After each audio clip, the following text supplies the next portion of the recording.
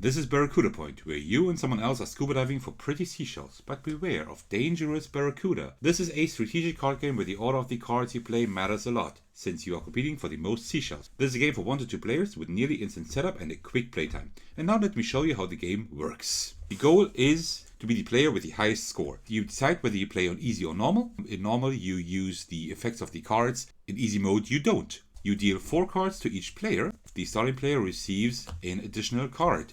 And then you start putting down your cards in the middle, trying to compete over one of the 2 columns, the one on the left or the one on the right. When the round is over, you are counting up the points you receive. The player whose card is at the top of the column turns the explored column to the right and places it in front of them. And then you play a second round. After the end of the second round, you count up all your points.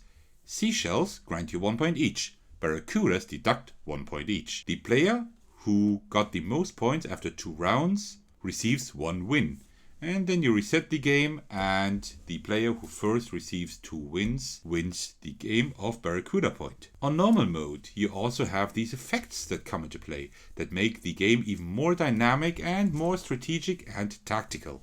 The solo mode works similar. You play by yourself against scuba diver Luca, who keeps drawing cards from the top of the deck, trying to disrupt your plans and gaining more points than you. Can you defeat Luca and find more seashells than him by becoming the master scuba instructor? Well, that's on you to find out. Alright, thank you very much for your attention. I hope you enjoyed my showcase of Barracuda Point.